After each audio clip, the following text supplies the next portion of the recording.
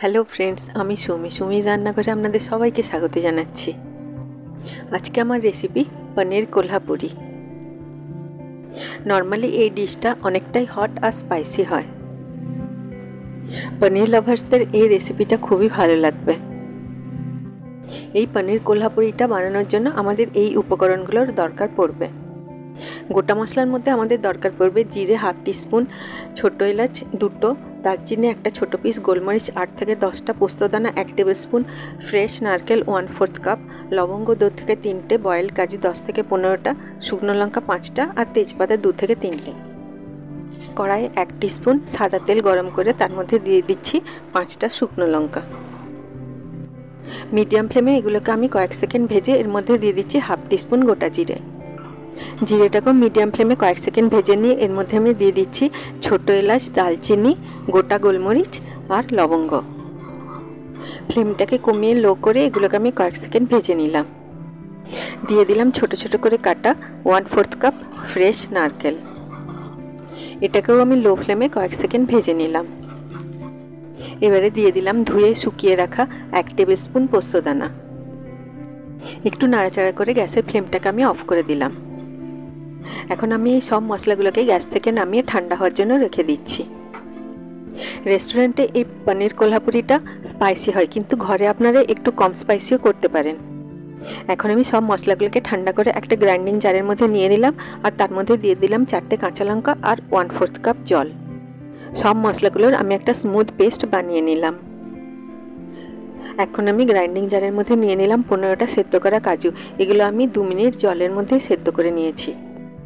এই রেসিপিটাতে আপনারা কাঁচা কাজু দেবেন না। 2টো মিডিয়াম সাইজের টমেটো এর মধ্যে অ্যাড করে এটারও আমি একটা স্মুথ পেস্ট বানিয়ে নিলাম। দেখুন আমাদের 2 রকম পেস্টই রেডি হয়ে গেল। এখন আমি কড়াইয়ের মধ্যে 1 আর হাফ টিস্পুন সাদা তেল গরম করে নিচ্ছি। তেলটা অল্প গরম হলে এর মধ্যে দিয়ে দিচ্ছি একটা মিডিয়াম সাইজের পেঁয়াজ আর একটা মিডিয়াম সাইজের ক্যাপসিকাম। পেঁয়াজটাকে আপনারা এরকম পেটালসের মধ্যেই কাটবেন। এখন আমি এই পেঁয়াজ আর ক্যাপসিকামটাকে হাই ফ্লেমে 1 থেকে 2 মিনিট স্টার ফ্রাই করে নিচ্ছি। দিয়ে দিচ্ছি 1/4 টিস্পুন হলুদ আর 1/4 teaspoon Kashmiri red chilli powder. সব উপকরণগুলোকে আমি আরও 1 মিনিট হাই ফ্লেমে স্টার ফ্রাই করে নিলাম। এই স্টেপটা আপনারা লো ফ্লেমে করবেন না, হাই ফ্লেমেই করবেন। এবারে দিয়ে দিচ্ছি 4 কোণা শেপে কেটে নেওয়া 200 গ্রাম পনির।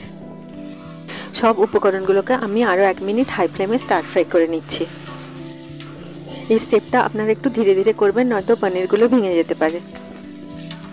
এখন আমি সব উপকরণগুলো একটা বোলের মধ্যে নিয়ে একদিকে রেখে দিচ্ছি।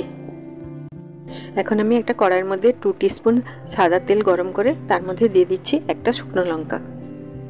এই ডিশটা বানানোর জন্য আপনাদেরকে বেশ কয়েকটা স্টেপস ফলো করতে হবে, কিন্তু এটা হয়ে যাবার পরে আপনারা যখন নিজেরা খাবেন আর সবাইকে খাওয়াবেন তখন সবার মন ভরে যাবে। শুকনো লঙ্কাটাকে মিডিয়াম ফ্লেমে কয়েক সেকেন্ড ভাজার পর এর মধ্যে দিয়ে দিলাম 2টো তেজপাতা। দিয়ে দিলাম হাফ টিস্পুন গোটা জিরে। জিরেগুলো যখন একটু শক্ত করে ফাটবে তখন এর মধ্যে দিয়ে দিলাম 1 টিস্পুন মতো কসুরি মেথি। আপনারা আমার চ্যানেলটিকে সাবস্ক্রাইব করতে ভুলবেন না আর পাশে থাকা বেল আইকনটিকে নিশ্চয়ই প্রেস করে দেবেন, তাহলে আমি যখনই নতুন কোনো ভিডিও আপলোড করব তার নোটিফিকেশন ঠিক আপনার কাছে পৌঁছে যাবে। একটু নাড়াচাড়া করে এর মধ্যে দিয়ে দিলাম 2টো মিডিয়াম সাইজের ছোট ছোট করে কেটে রাখা পেঁয়াজ। দিয়ে দিলাম স্বাদ মতো নুন। এবারে এই পেঁয়াজগুলোকে আমি মিডিয়াম ফ্লেমে গোল্ডেন হওয়া পর্যন্ত ভেজে নিচ্ছি। দেখুন পেঁয়াজগুলোতে খুব সুন্দর একটা গোল্ডেন কালার চলে এসেছে। এখন আমি এর মধ্যে দিয়ে দিচ্ছি হাফ টিস্পুন রসুন আর হাফ টিস্পুন আদার পেস্ট। কাঁচা গন্ধটা চলে যাওয়া পর্যন্ত মিডিয়াম ফ্লেমে আমি এগুলোকে ভেজে নিচ্ছি। এখন আমি দিয়ে দিচ্ছি হাফ টিস্পুন হলুদের গুঁড়ো আর 1 আর half teaspoon Kashmiri red chilli powder. আপনারা এই রেসিপিটাতে কাঁচা লঙ্কা আর লঙ্কা গুঁড়োর পরিমাণগুলোকে কম বেশি করতে পারেন। একটু নাড়াচাড়া করে এর মধ্যে আমি দিয়ে দিচ্ছি তৈরি করা মশলার পেস্টটা। আমার এই ভিডিওটি যদি আপনাদের ভালো লাগে আপনারা নিশ্চয়ই লাইক করবেন। আপনাদের এক একটা লাইক আমার কাছে অনেক বেশি মূল্যবান।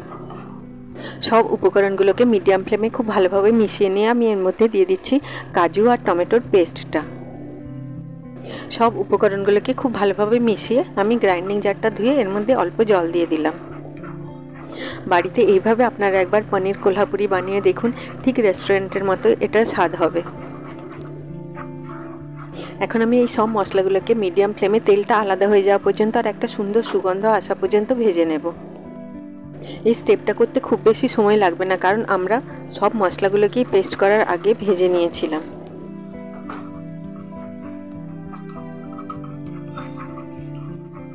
দেখুন মশলাটা খুব সুন্দরভাবে ভাজা হয়ে গেছে আর একটা খুব সুন্দর সুগন্ধও আসছে। এখন আমি এর মধ্যে দিয়ে দিচ্ছি 1.5 কাপ গরম জল।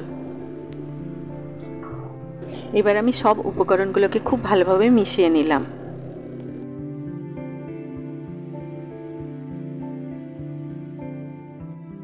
দিয়ে দিলাম ভেজে রাখা পনির, ক্যাপসিকাম আর পেঁয়াজটা। এবারে সব উপকরণগুলোকে খুব ভালোভাবে আমি মিশিয়ে নিলাম। এই স্টেপটা আপনারা একটুখানি ধীরে ধীরে করবেন, নয়তো পনিরগুলো ভেঙে যেতে পারে। দেখুন গ্রেভির কালারটা কত সুন্দর এসেছে। এখন আমি 2 মিনিট মিডিয়াম ফ্লেমে এটাকে কুক করে নিচ্ছি। এবার আমি এর মধ্যে দিয়ে দিচ্ছি 1/4 কাপ ফ্রেশ ক্রিম আর বেশ কিছুটা কুচি করে রাখা ফ্রেশ ধনেপাতা। এখন আমি সব উপকরণগুলোকে খুব ভালোভাবে মিশিয়ে নিচ্ছি।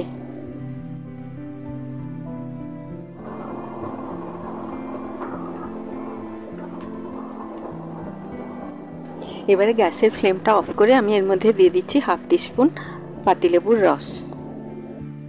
এই পনির কোলহাপুরিটা আপনারা গরম গরম পরিবেশন করুন নান, তন্দুরি রুটি, পরোটা বা ভাতের সাথে।